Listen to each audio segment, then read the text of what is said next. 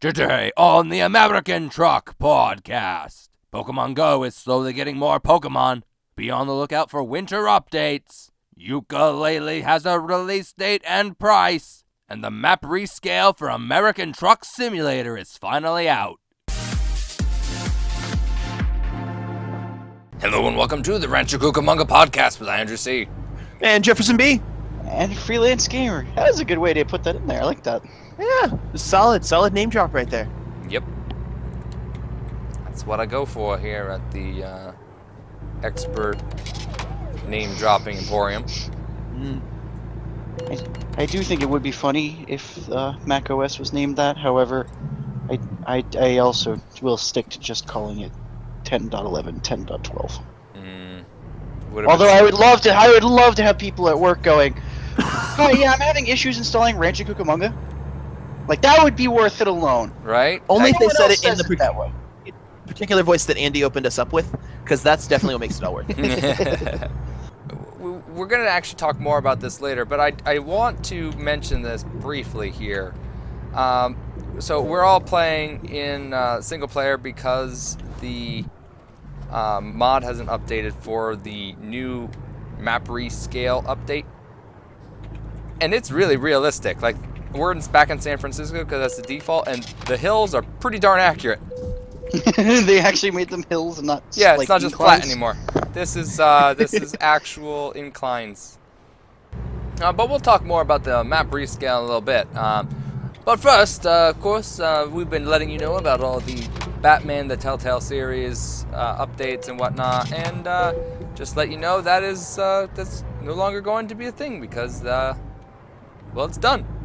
The final episode released at the time of recording today, and which means it's done. You can play the whole thing, and you don't have to keep hearing us tell you about it. Now, so far as we understand, would this be an epic season finale, or is this kind of like a meh season finale? I don't know. Knowing Telltale, they're going to try and pull at the heartstrings.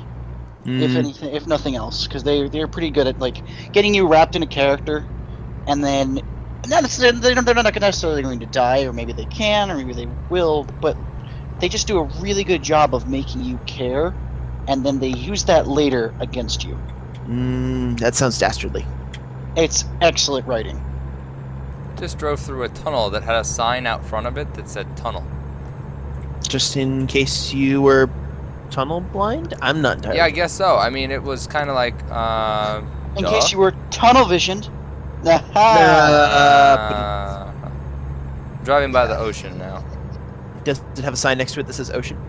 No. I don't Well, I believe mean, so. it would if you were actually in San Francisco. We have Ocean Avenue. Sorry, something at least. But speaking of something where you're gonna need something, you'll probably want some eggs here if you're a Pokemon Go player. For Generation 2 is slowly but surely increasing. It is.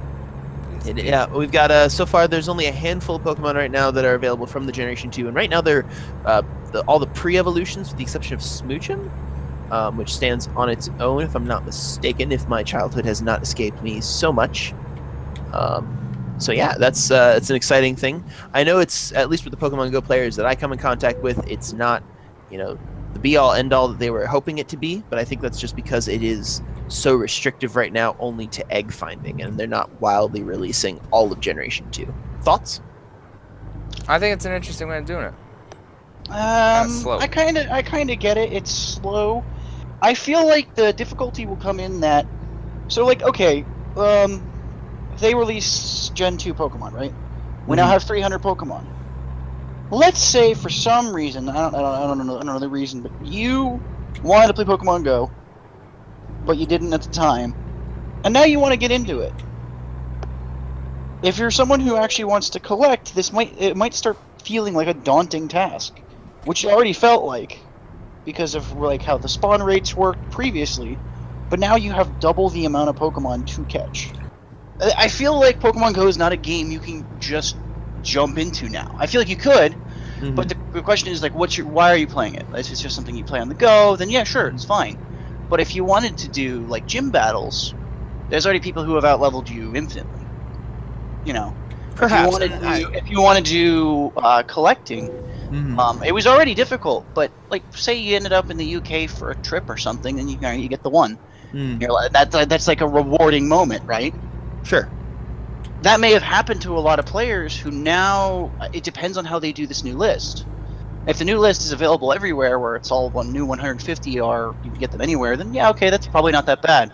But if they do geolocation again with it, that's a very big problem. Because then there's going to be, well, oh, I happen to be in Europe, I happen to pick up a Mr. Mime, I'm not leaving the country for 5 years. You know, I was happy being at 100%. You know, so you have like new players and old players who may have, like, again, Pokemon fans will love it because they get to see their favorite Pokemon, which is nice.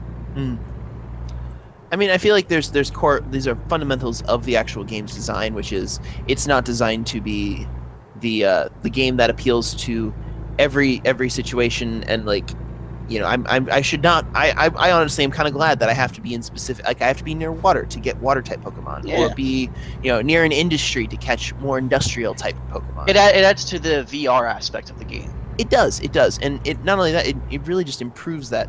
It improves the world and improves the community at that point. You know, very solid in my opinion. But I honestly wish one of the things they would add is trading, which a lot of people feel a little iffy about. You mean everyone else though wants really trading? Well, I could see the argument for the other side of no trading, just because some people really do feel this is a game you need to be out and active to do. I say trading should only be able to be done within a radius of each other, maybe through RFID. So you have to be hanging out with another player, which... Even just GPS, you can just poll for nearby players at that point. We already do it for polling for nearby Pokemon. But yeah, no, I think trading would be fantastic, because if anything, that would also get people engaged with one another. Be like, hey, random person that I don't know, do you have a Chikorita? I would love a Chikorita, and I will trade you my Totodile. You know, right? Exactly. And not only that, but it would eliminate all the things that I see as problems with the game. Like, it's like, oh, well, what about the high level things? It's like, well, you can probably trade something that's rare and low level for something that's not rare and high level, and then you can go to gym battles. Absolutely, and I mean that's I feel like kind of tangential to this argument, because right now it's just a matter of we've got this kind of slow leak of new Pokemon, which new and old players both want new Pokemon. So it in and of itself is nice. Jeff, are you driving down through a mountain, up and around a mountain? Presently, I'm driving into a tractor trailer. Oh, I did that earlier. I had to F7 enter already once.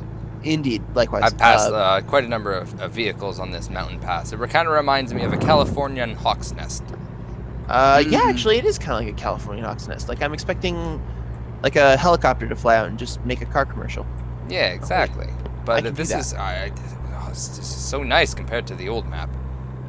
Man, well, another Nintendo IP that's going to phones. Super Mario Run released this week. Wait, seriously? Mm-hmm. Like at the time of recording, Super Mario Run is available? Yeah. Okay, I'm pulling my car over to the side.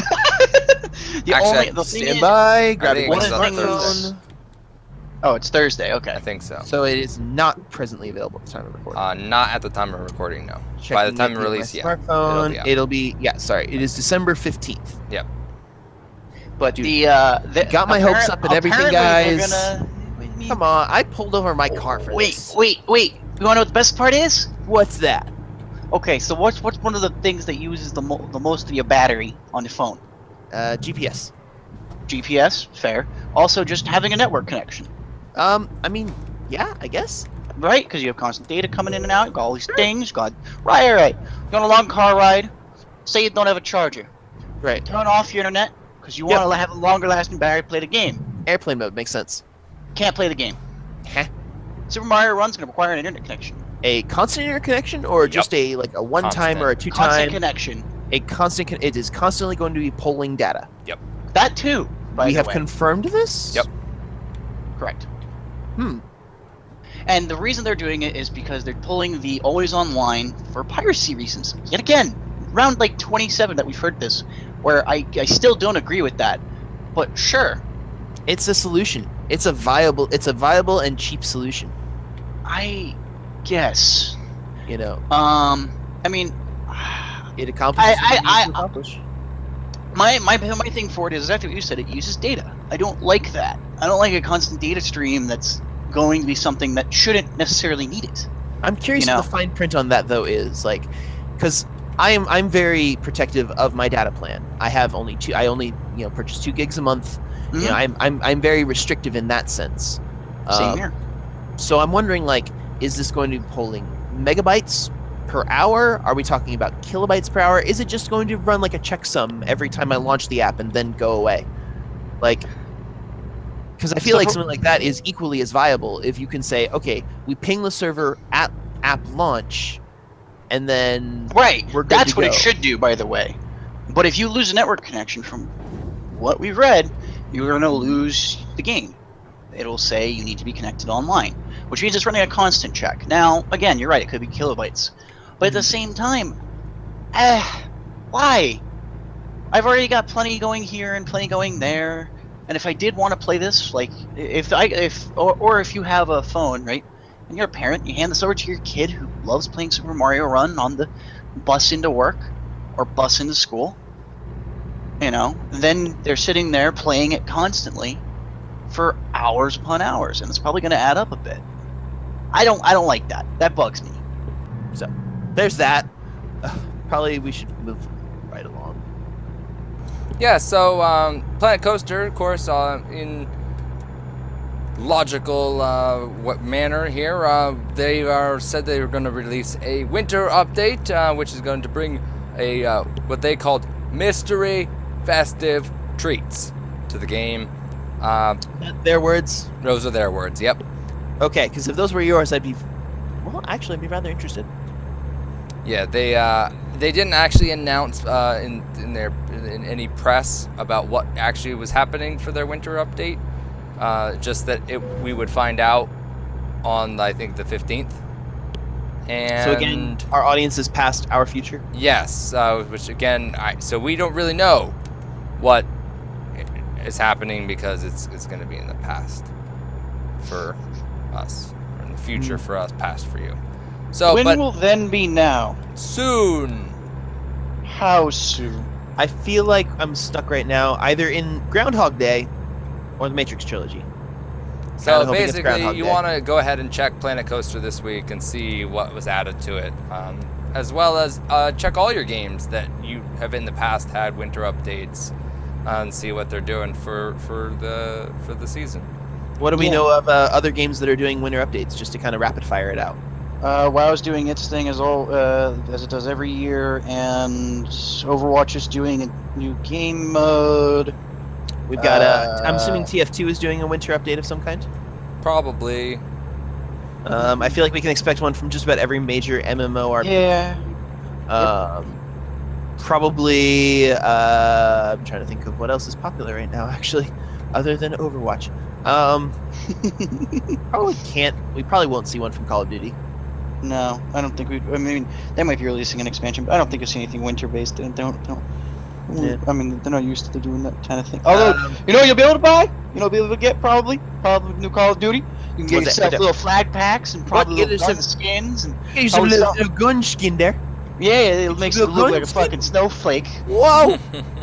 Make your gun that special snowflake that it is. Yes. Shoots icicles at people. Oh, that man. actually, I'll be honest, that would actually be kind of entertaining. I would consider it. I've bought skins in games. If like Battlefield or Call of Duty had it, where I don't play Call of Duty at the moment, but if I did, and there was a gun that shot, that was just same damage, same gun, and just shot icicles instead, I'd probably be using that. That'd be hilarious. Would you be using a gold-plated monster cable for that? Oh yeah, I gotta use the gold-plated monster cable. Oh, Jimmy Fallon. He played the Switch this week. Did everybody else catch that? No, I didn't. Okay, Shigeru Miyamoto and Reggie. What's his last name? President of Nintendo of America. No. The one whose body is ready.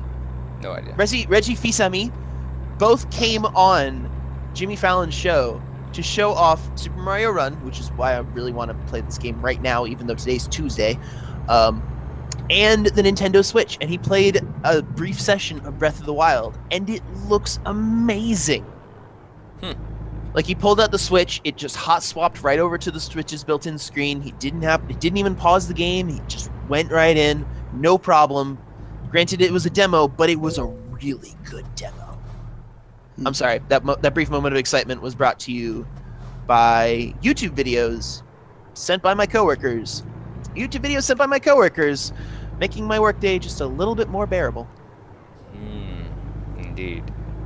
Speaking of the Switch, by the way, Yooka-Laylee isn't coming to the Wii U.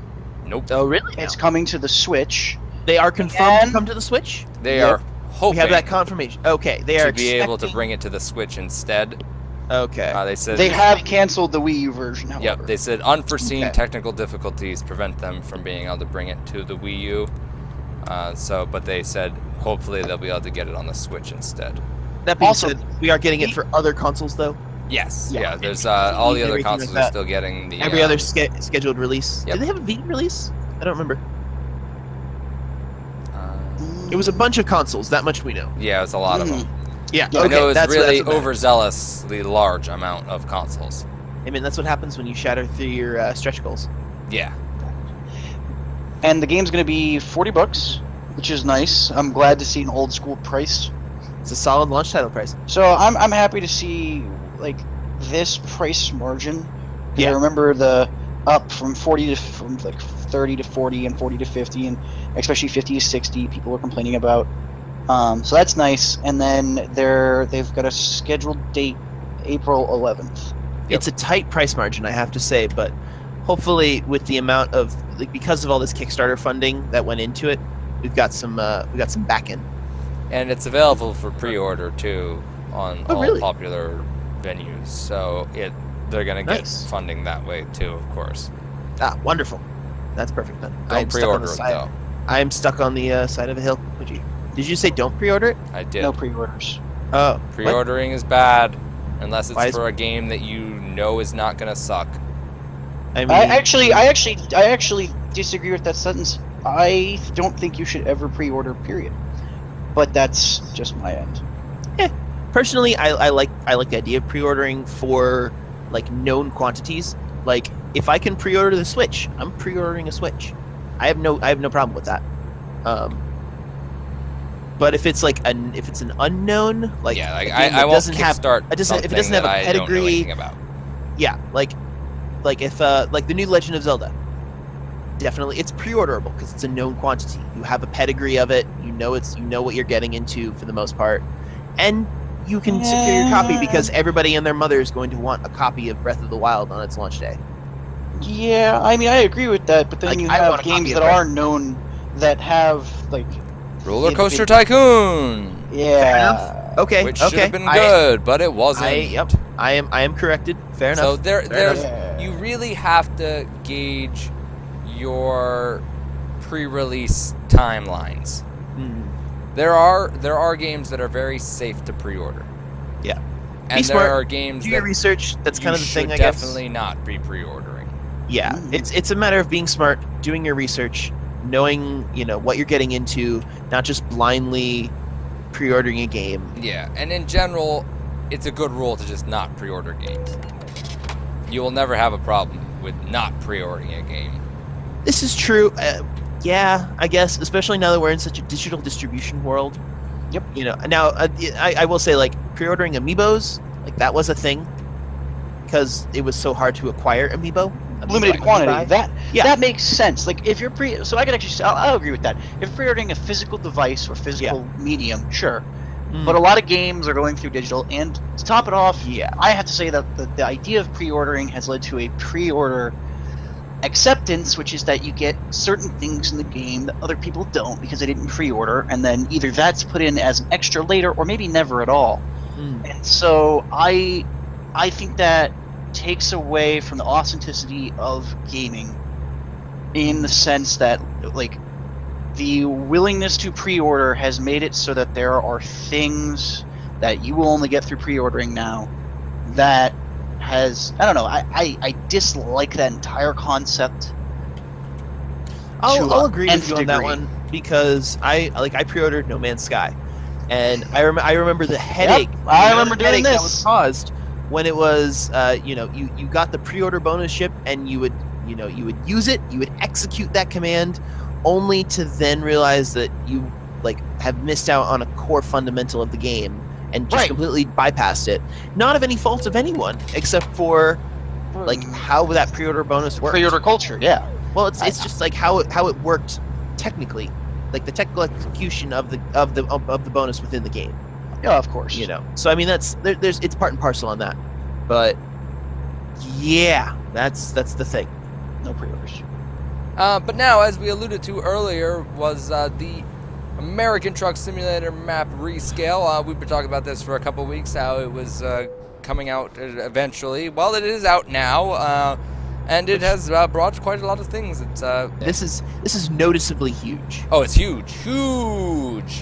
They moved the game scale from 1 to 35 to 1 to 20, which resulted in about 1.75 times larger map.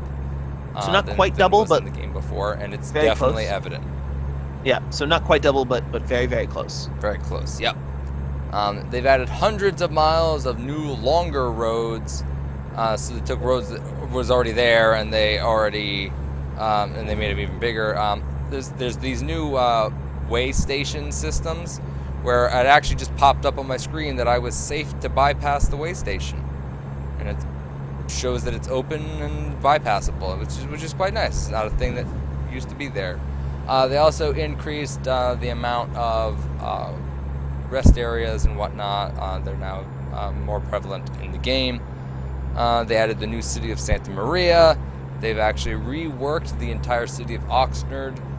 A lot of road topology was adjusted. More accurate height profiles of roads where they're now steeper climb and longer descents, which is that thing I brought up in San Francisco. I was about to say, so San Francisco now feels like San Francisco. Yeah, it's now a Excellent. hilly city. Wonderful. And I need to drive around a little more to see if they took out the extra palm trees, because there was a few too many palm trees in the original map. There's plenty of palm trees. Yeah, but they're not. There was way too many in game.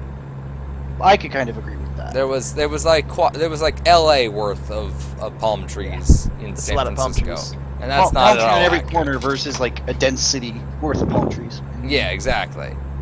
So I mean, so there's that. They also added a bunch of the various famous landscapes that now fit into this larger map scale.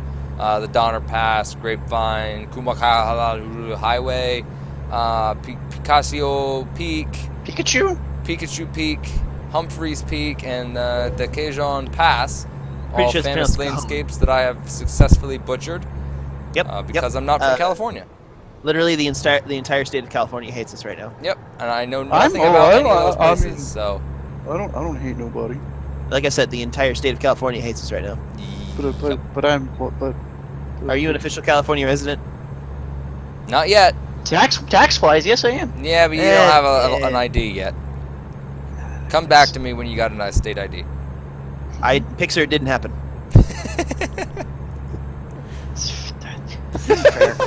I'm not even gonna argue it. I was gonna say I can send you a picture of my tax return. That doesn't I don't count. think you want to do that. That has your social on it.